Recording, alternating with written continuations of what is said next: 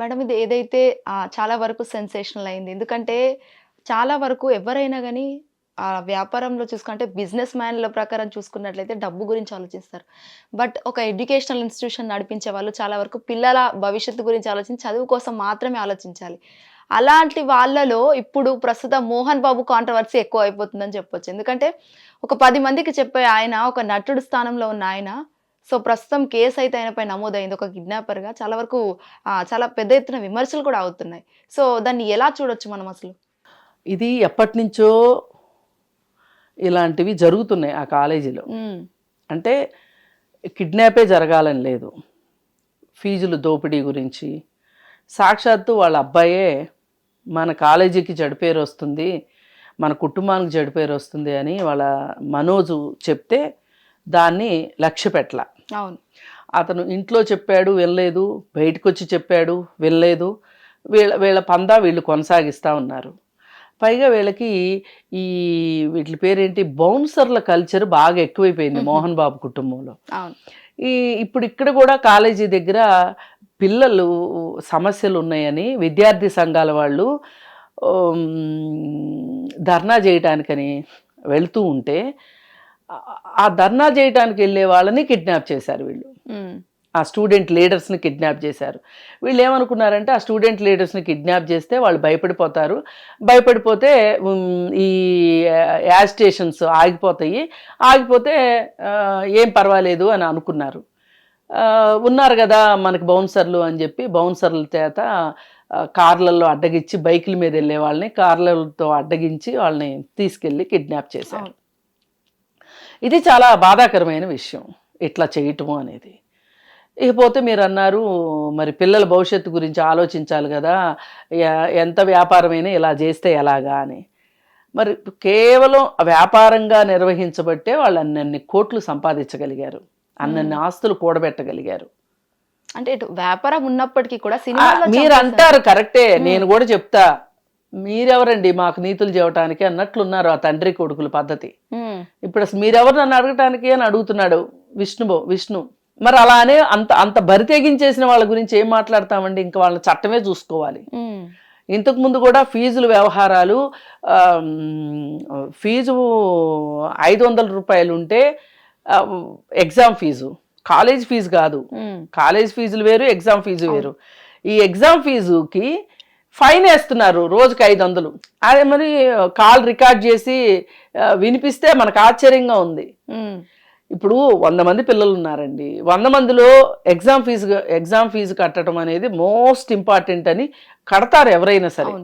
ఏం చేసైనా సరే ఒకవేళ ఏదైనా తాకట్టు బిందో అంత డబ్బులు లేకపోతే బిందో తెపాలో తాకట్టు పెట్టైనా ఎగ్జామ్ ఫీజు కడతారు పిల్లలకి.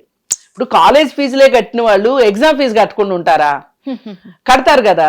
ఒకవేళ ఒక క్లాస్లో 100 మంది పిల్లలు ఉంటే ఒక 10 మంది కట్టలేదు అనుకోండి, ఏం కొంపలు అంటుకుపోతాయి చెప్పండి? రేపు పొద్దున వాళ్ళు ఎగ్జామ్ రాసిన తర్వాత, వాళ్ళు పాస్ అయిన తర్వాత వాళ్ళ సర్టిఫికెట్లు మీ దగ్గరే ఉంటాయి కదా. రైట్. అంటే దీన్ని కొంచెం ఓపిక పట్టడం అంటారు. వాళ్ళకి అసలు వాళ్ళ తండ్రి కొడుకులకి ఆ ఓపికే లేదు, ఆ సహనమే లేదు. అసలు వీళ్ళు నన్ను అడిగితే ఎడ్యుకేషనల్ ఇన్స్టిట్యూషన్స్ రన్ చేయడానికి పనికిరారు. అంటే ఇక్కడ మోహన్ బాబు ఒక్కడే అనుకోవచ్చు కదా మేడం, ఎందుకంటే సినిమా ఆఫర్లు రాలేకపోవడంతో ఈ బిజినెస్ వైపు వెళ్ళి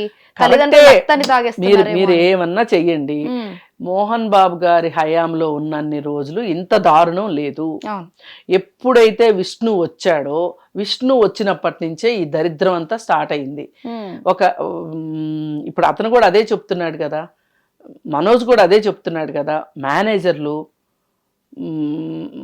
కొంతమంది డైరెక్టర్ స్థాయిలో ఉన్నవాళ్ళు వాళ్ళు చేస్తుందే ఇదంతా అని మనోజ్ కూడా చెప్తున్నాడు. మనోజ్ ఏదో పరువు తీసేశాడు, తండ్రి మీద తిరగబడ్డాడు, అది ఇది అని చెప్పి మనోజ్ని ఇష్టారీతిని మాట్లాడారు. కానీ చూడండి మరి ఇప్పుడు పరువు ఎవరు తీశారు? కుటుంబం పరువు. రైట్. ఇప్పుడు ఇలా చేస్తారా ఎవరన్నా? ఒక ఎడ్యుకేషనల్ ఇన్స్టిట్యూషన్ రన్ చేసేవాళ్ళు గోండాల్లాగా ప్రవర్తిస్తారా? ఎందుకు చేస్తున్నాడు విష్ణు ఇట్లా? అందుకే విష్ణుకి అసలు ఒక ఎడ్యుకేషనల్ ఇన్స్టిట్యూషన్ని రన్ చేసే కెపాసిటీయే లేదు, ఆ మానసిక స్థాయి కూడా లేదు అతనికి. అతను ఒక వడ్డీ వ్యాపారం చేసుకుంటూ డబ్బులు ఇవ్వని వాళ్ళని కాబోలి బాకీ వాళ్ళు అంటారు కదా, కాబోలీలు అంటారు కదా, డబ్బులు అప్పిచ్చి అప్పు వసూలు చేసుకునే వాళ్ళు, అలాంటి దానికి కరెక్ట్గా పనికొస్తాడు అతను. ఇప్పుడు సినిమాలు రావట్లేదు అంటే దానికి ఎవరేం చేస్తారు? అయినా నీవో ఇప్పుడు మాకు 100 కోట్లు ఉన్నాయి 1000 కోట్లు ఉన్నాయని చెప్తున్నారు కదా, ఆ డబ్బులు సరిపోవట్లేదా మీకు? ఎందుకు ఇంత పిచ్చి దేనికి డబ్బులు అంటే? పైగా అంతకుముందు కూడా డే స్కాలర్స్ లంచ్ బాక్సులు తెచ్చుకుంటానికి వీల్లేదు, క్యాంటీన్లోనే తినాలి. ఆ క్యాంటీన్లో వచ్చే డబ్బులు కూడా వీళ్ళకే కావాలి. ఇప్పుడు అందరూ పెద్ద పెద్ద పేరున్న స్కూల్స్ ఉన్నాయి హైదరాబాద్లో కూడా. ఆ స్కూల్స్లో లంచ్ ఇస్తారు. ఒకవేళ వద్దు అంటే గనక ఆప్షన్ మందే, మనం లంచ్ పట్టుకెళ్ళొచ్చు కావాలంటే. ఇది ఇంటర్నేషనల్ స్కూల్స్ కూడా మనం లంచ్ పట్టుకెళ్ళొచ్చు, ఎందుకంటే లంచ్ బిల్ ఎక్కువే ఉంటుంది, ఏ మాటకు ఆ మాట. చాలా రకరకాలు ఉంటాయి, అవన్నీ పిల్లలు తింటారా సస్తారా అది వేరు విషయం. కానీ ఒళ్ళు బలిసిన వాళ్ళు కడతారు. చాలామంది ఇప్పుడు ఇంటర్నేషనల్ స్కూల్లో చదివిస్తారంటే సంవత్సరానికి 5 లక్షల ఫీజు ఉంది, 3 లక్షల ఫీజు ఉంది అనుకోండి, వాళ్ళకి 1 లక్ష రూపాయలు మెస్ బిల్ అంటే వాళ్ళే మాట్లాడకుండా కట్టేస్తారు. కానీ ఒక తిరుపతి లాంటి ఏరియాలో పక్కన పల్లెటూర్ల నుంచి రైతుల పిల్లలు వాళ్ళు వీళ్ళు వస్తారు. వాళ్ళు వచ్చి రూములు తీసుకొని, హాస్టల్లో ఉండే డబ్బులు కూడా కట్టుకోలేక రూములు తీసుకొని ఆ రూముల్లో ఉండి వంట చేసుకొని బాక్స్ పట్టుకుని వెళ్తారు. నీకెందుకు? వాళ్ళు చదువుకోవడానికి వస్తే చాలు అనుకోవాలి, నువ్వు నీ ఫీజు నీకు కడితే చాలు అనుకోవాలి. అంటే నుంచున్న పన్ను, కూర్చున్న పన్ను, జుట్టు ఉంచుకున్న పన్ను, జుట్టు తీసేసుకున్న పన్ను వేసిన వాళ్ళలాగా దాంట్లో డబ్బులు రావాలి అంటే ఇలాగే అవుతుంది. ఇప్పుడు ఈ కేసు నుంచి ఎట్లా బయటపడతారు? కిడ్నాప్ కేసు అంటే అదేం చిన్న విషయం కాదు. తమ్ముడిని ఏడిపించినట్టు అనుకున్నాడా విష్ణు? అలాగే మాలో గెలవడం అనుకున్నాడా? అలాగే ఎలక్షన్స్ పోస్ట్ పోన్ చేసి మళ్ళీ 2వ సారి కూడా తనే మా ప్రెసిడెంట్ అవడం అన్నంత ఈజీ ఉంది వాళ్ళకి. ప్రతిదీ మేము ఏదైనా చేయగలము అని ఆ ఓవర్ కాన్ఫిడెన్స్ ఇక్కడ దాకా తీసుకొచ్చింది. ఏది ఏమైనప్పటికీ చట్టం తన పని తాను చేసుకుంటూ వెళ్ళాలి. ఇక్కడ ఎవరైనా సరే వీళ్ళకి రాజకీయ నాయకులు కానీ అట్లాంటి వాళ్ళు వీళ్ళకి సహాయాలు చేయకోకుండా వీళ్ళు తప్పు చేశారు, తప్పును అది నిజంగా కిడ్నాప్ చేసినట్లు కూడా వచ్చేసింది. ఇంకా దీని గురించి మాట్లాడుకునేది లేదు, చట్టం చూసుకుంటుంది అంతే. అంటే ఇక్కడ మేడం ఇంకొక ఆలోచించిన విషయం ఏంటంటే, మోహన్ బాబు లాంటి వాళ్ళు కూడా చాలా మంది ఉన్నారు కదా. సో వాళ్ళని ఏమంటారు అంటే, ఒక సెలబ్రిటీస్ కాబట్టి వాళ్ళని పోలీసులు జస్ట్ కేసు నమోదు చేశారు తప్ప అరెస్ట్ చేయలేదు. బట్ వేరే కామన్ పీపుల్ ఎవరైతే ఉన్నారో వాళ్ళనైతే ఖచ్చితంగా అరెస్ట్ చేస్తారు. అది చట్టం ఎవరికైనా చట్టం ముందు అందరూ సమానమే అనుకున్నట్లు. పైగా ఇది కేసు కూడా బయటకు వచ్చింది. ఖచ్చితంగా దీనిపైన దోషుల్ని ఖచ్చితంగా శిక్షించాలి. ఇలా చేస్తే ఏమవుద్ది అంటే వేరే వాళ్ళు ఇలా చేయకుండా ఉంటారు కనీసం. హిట్ టీవీ యాప్, ఇందులో short news, live news, entertainment shows, movies, digital magazines తో పాటు మీ జిల్లా వార్తలను కూడా ఫ్రీగా చూడొచ్చు.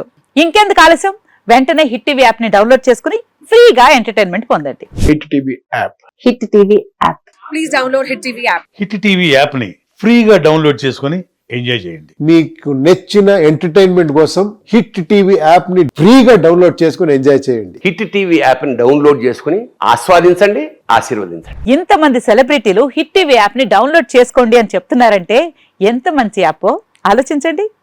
అమెరికా అమెరికా అమెరికా అమెరికాలో చదవాలనుకునే వాళ్ళకి విశ్వసనీయమైన పేరు మన శౌర్య కన్సల్టెన్సీ.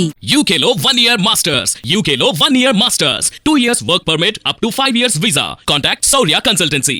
Contact 89851 89851.